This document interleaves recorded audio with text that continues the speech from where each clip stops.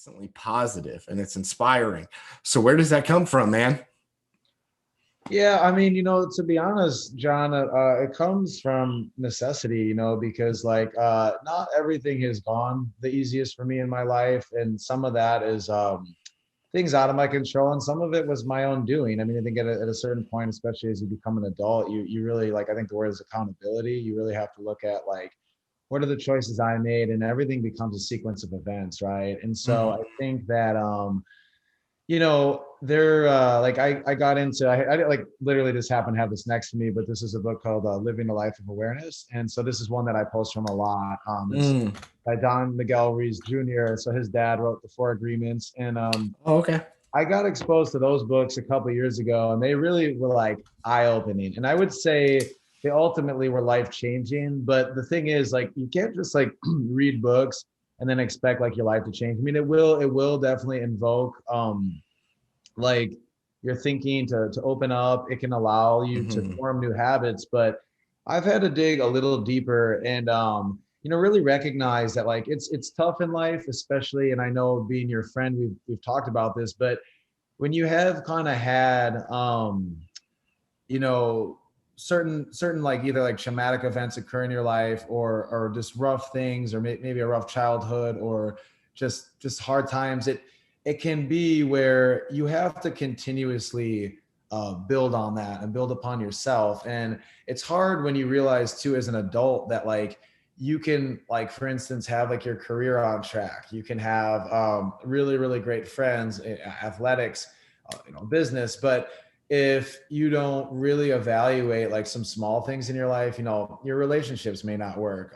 You may just not be as happy as you could be. You may find stress and things like that. So I've always evaluated that, but definitely in 2020, I just really like really reassessed that, because Hmm. I did experience some incredible highs. I think for a lot of people, they say 2020 was like a really rough year.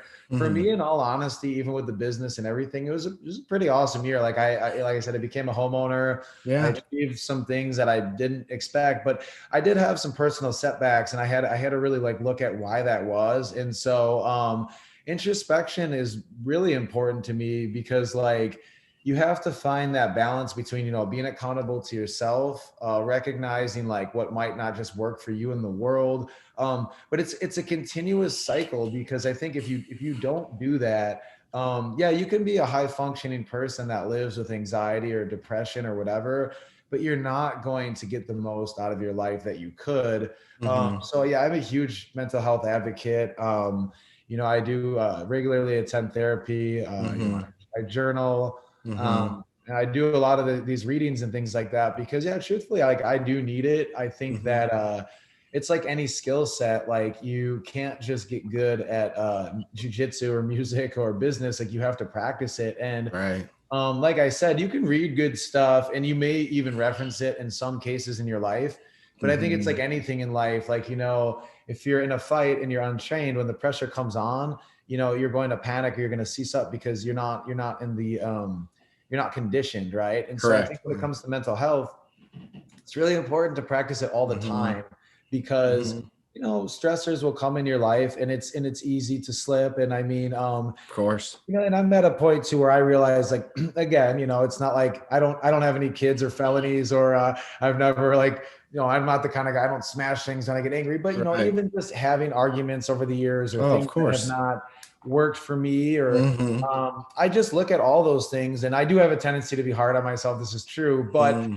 beyond that, though, I do see that legitimately, hey, man, you really didn't have to handle that situation that way. Yeah. You could have been a bigger and better person. You did Hmm. hurt someone's feelings at some point, or you just didn't perform optimally. And so Hmm. I've realized that you have to be compassionate with yourself. So you can't yeah, you can't berate yourself, but you have to Hmm. strike that balance and go, hey, look, in hindsight, this is how this is the replacement behavior I'd like. Yeah. So I think a big one is, things don't just go away. You do have to replace them. So you have to find, if at one point in my life, if I got frustrated, I'm gonna swear a bunch, or Hmm.